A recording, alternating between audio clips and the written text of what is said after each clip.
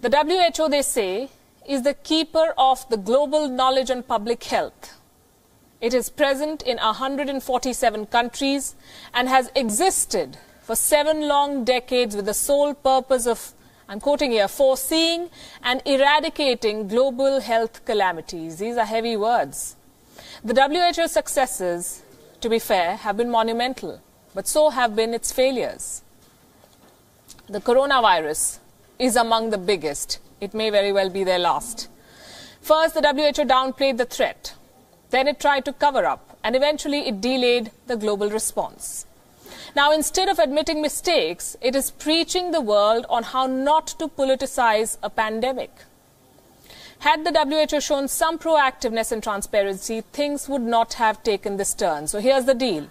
We find the WHO responsible for leaving this world ruinously unprepared in the face of the coronavirus peril.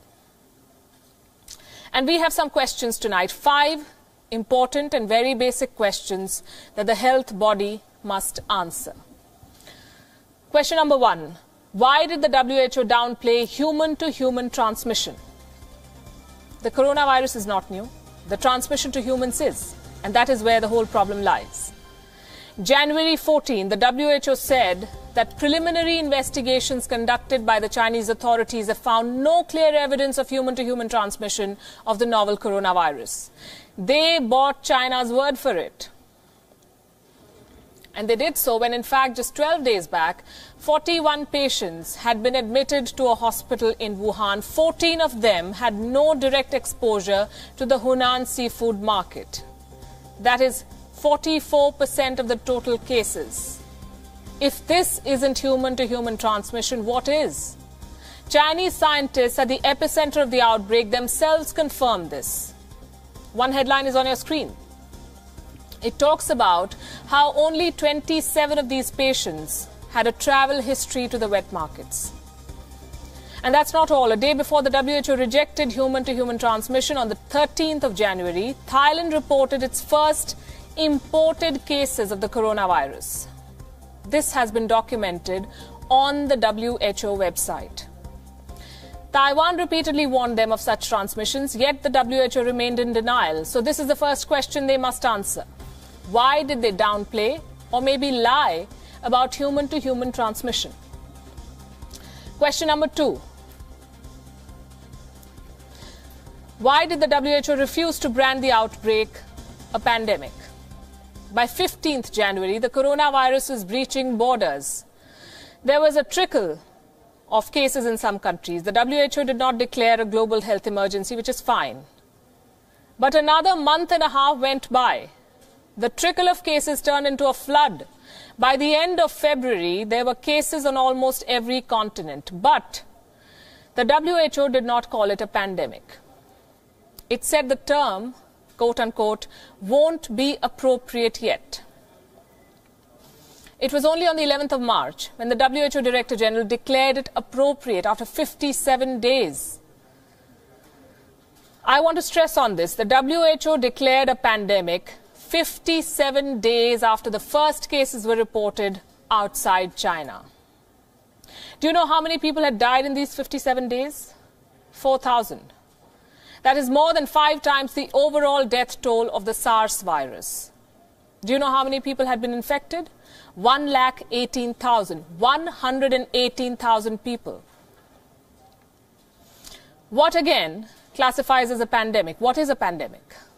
Let's go by the definition on the WHO website. 24th February 2010, the WHO said a pandemic is the worldwide spread of a new disease.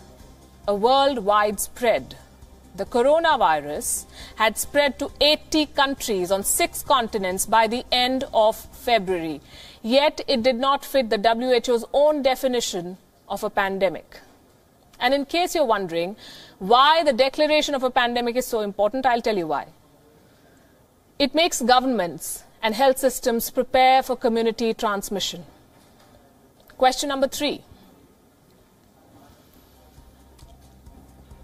What did the WHO delegation to China achieve? 28th January, a senior WHO delegation led by the Director General, Dr. Tedros, traveled to Beijing. They met with the Chinese leadership. 131 people had died by then. There were 4,600 cases across the world. The entire Hubei province was edging towards a lockdown.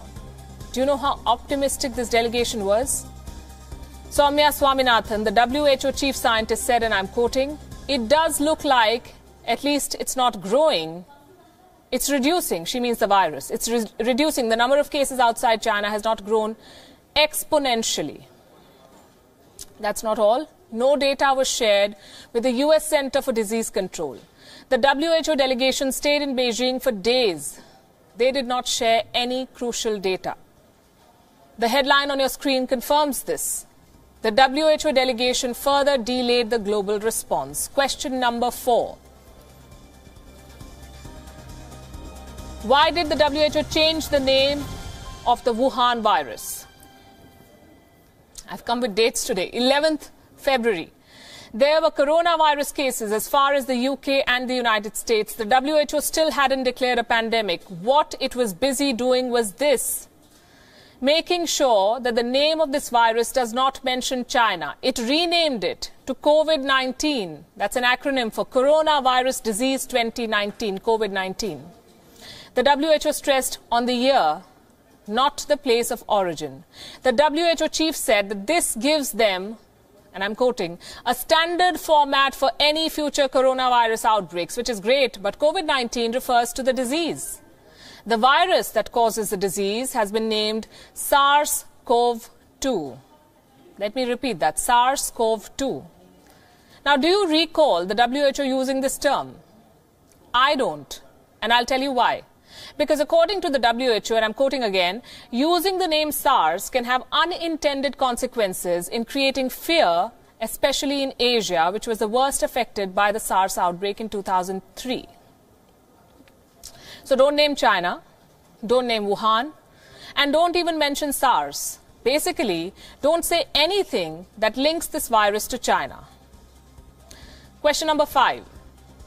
Will the WHO ever acknowledge Taiwan's performance in this collective battle? Because that's what they call it, collective battle. After all, it was the first country, first region, to warn them about the threat.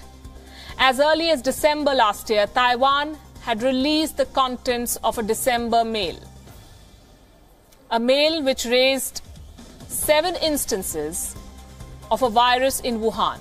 The WHO took no note of this. The rest is history. Although that's not all. Taiwan has been excluded from the World Health Organization. Taiwan does not get an invite to attend WHO annual meetings. Taiwan does not get important briefings on global experts. Despite all of this, Taiwan is one of the success stories. Will the WHO acknowledge Taiwan's efforts, or will it continue to be bullied by China? In its attempts to not upset China, the WHO has failed to live up to its core mission, which is protecting human lives. It is time to demand accountability and ask questions.